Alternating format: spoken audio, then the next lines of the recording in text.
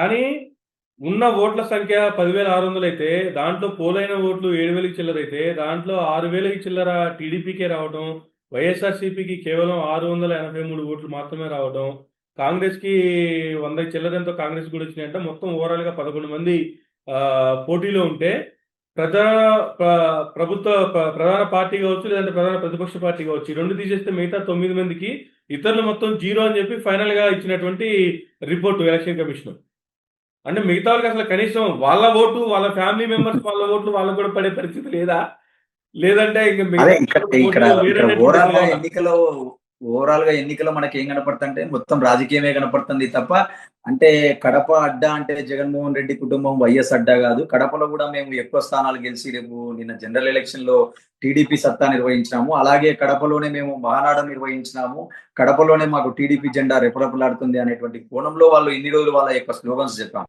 ఈ రోజు రేపటి నుంచి వాళ్ళు ఏంటంటే జగన్మోహన్ రెడ్డి గారి అడ్డా పులివెందులో కూడా మా జెండా ఎగిరేసినాము, మా లోకల్ బాడీ కైవసం చేసుకున్నాము అనేటువంటి కోణంలో ఒక మైండ్ గేమ్ లో వాళ్ళు దీన్ని చేసినట్టుగా కౌంటర్ అటాక్ గా మనం చూడాలి తప్ప, సో రేపు పొద్దున స్థానిక సంస్థల్లో రాష్ట్ర వ్యాప్తంగా ఇలాగే పరిస్థితి ఉంటుందని కానీ, లేదా ఇలాగే ఎన్నికలను నిర్వహిస్తే కేంద్ర వ్యవస్థలు కానీ, సుప్రీంకోర్టు కానీ, కేంద్ర ప్రభుత్వం కానీ ఖచ్చితంగా ప్రశ్నించాల్సి ఉంటుంది, పోరాడాల్సి ఉంటుంది.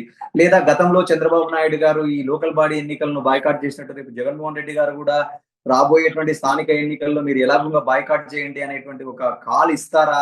లేకపోతే గ్రామాలలో పోరాడడానికి వైసీపీ శ్రేణులను మానసికంగా సిద్ధం చేస్తారా?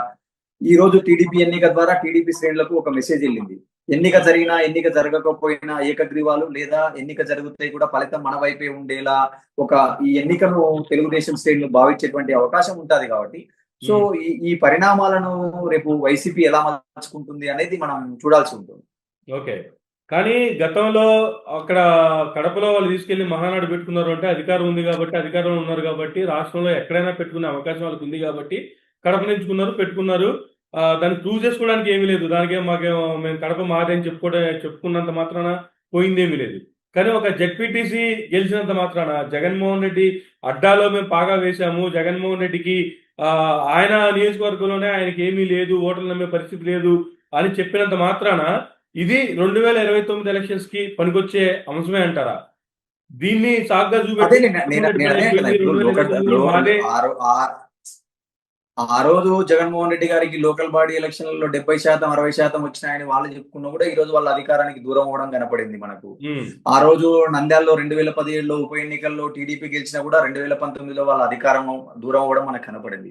సో ఈ రోజు కేవలం ఒక లోకల్ బాడీలో కానీ, రేపు జెడ్పీటీసీ ఎన్నికల్లో కానీ, ఈ రోజు గెలిచిన పులివెందుల జెడ్పీటీసీ ఎన్నికల్లో టీడీపీ గెలిచినంత మాత్రాన రేపు 2029కి కూడా మేమే గెలుస్తామని కానీ, లేదా అదే ట్రెండ్ కొనసాగుతుంది అనడానికి రాజకీయాలలో ఒక గ్యారంటీ అనేది ఏం లేదు. పాలిటిక్స్ ఈజ్ ఆల్వేస్ డైనమిక్, మీకు తెలియంది కాదు.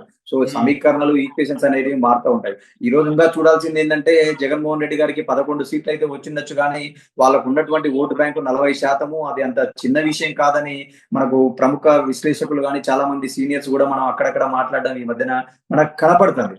మోర్ ఓవర్ ఇక్కడ చూడాల్సింది ఏంటంటే టీడీపీ పార్టీ వచ్చి ఈ రోజు దాదాపుగా 15 నెలలు, 14, 16 నెలలు అవుతున్నా కూడా వాళ్ళు ఇచ్చినటువంటి హామీలు కానీ కేవలం వాళ్ళు మొదటి నుంచి అమలు చేయకుండా 2వ సంవత్సరమే అమలు చేయడం జరిగింది. మోర్ ఓవర్ వాళ్ళకి ఇంకా ఒక 3.5 ఏళ్ల పాటు చాలా ఛాలెంజింగ్స్ ఉన్నాయి. అంటే ఇవే పథకాలను వాళ్ళు అమలు చేస్తారా లేదా అమలు చేయరా? సో ఇలా ఎన్నో అంశాలు, సమీకరణలను బట్టి రేపు 2029 ఎన్నిక జరుగుతుంది తప్ప ఈ రోజు జెడ్పీటీసీలో పులివెందుల్లోనే జగన్మోహన్ రెడ్డి పని అయిపోయింది, పులివెందుల్లోనే టీడీపీ కలిసింది అనేటువంటి అంశాల ఆధారంగా ఎన్నిక జరగదు కదా. జనరల్ గా సాధారణ ఎన్నికలు కావచ్చు, లేదంటే లోకల్ బాడీ ఎలక్షన్స్ కావచ్చు, ఎన్నికల కమిషన్ ఆధ్వర్యంలోనే జరగాలి. ఎన్నికల కమిషన్ లోకల్ గా ఉన్నటువంటి పోలీస్ డిపార్ట్మెంట్ ను వాడుకొని ఇద్దరు సమన్వయంతో ఎలక్షన్ జరుగుతాయి. కానీ ఇక్కడ ఎలక్షన్ కమిషన్ అసలు ఇన్వాల్వ్ అయిందా? అసలు ఎలక్షన్ కమిషన్ ఆధ్వర్యంలోనే ఎన్నికలు జరిగాయా? లేదు ప్రభుత్వమే ఎలక్షన్ కమిషన్ రోలు పోషించి ప్రభుత్వమే ఈ ఎలక్షన్ జరిపించిందా అంటే అసలు ఎలా చూడాలి సార్ జరిగిన పరిస్థితులు బట్టి చూస్తే? అదే సహజంగా మనకు ఉన్నటువంటి అనుభవం, ఇప్పుడు నాకు కూడా 45 సంవత్సరాల ఏజ్. సో నా ఏజ్ లో కూడా నేను దాదాపుగా చాలా జనరల్ ఎలక్షన్స్ అంటే నాకు బాగా గుర్తు 1999 నుంచి జనరల్ ఎలక్షన్స్ గానీ, లోకల్ బాడీస్ గానీ చూడడము, మన వంతు అక్కడ పాల్గొనడం ఇలాంటివన్నీ నాకు గూడా అనుభవమే మా గ్రామ స్థాయిలో, మా మండల స్థాయిలో.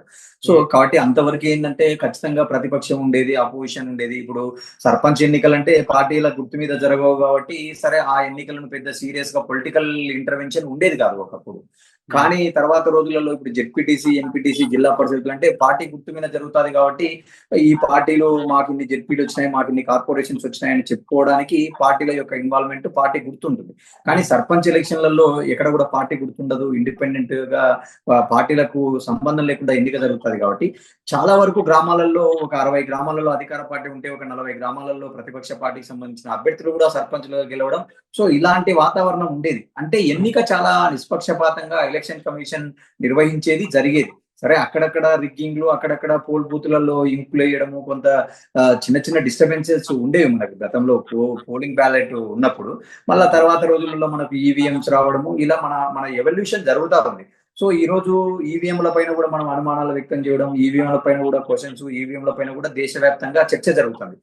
అలాంటి సందర్భంలో ఎలక్షన్ కమిషన్ ఎవరైనా కావచ్చు, అది జిల్లా స్థాయి గాని, రాష్ట్ర స్థాయిలో గాని, చాలా నిష్పక్షపాతంగా, చాలా ట్రాన్స్‌పరెంట్‌గా ఉండాల్సినటువంటి సమయంలో, సో, ఇలాంటి అధికార దుర్వినియోగం, అసలు ఎలక్షన్ కమిషన్ ఉందా లేదా? అసలు ఓటు హక్కు వినియోగించుకోవడానికి ఎందుకు ప్రజలు అంత భయపడాల్సి వచ్చింది?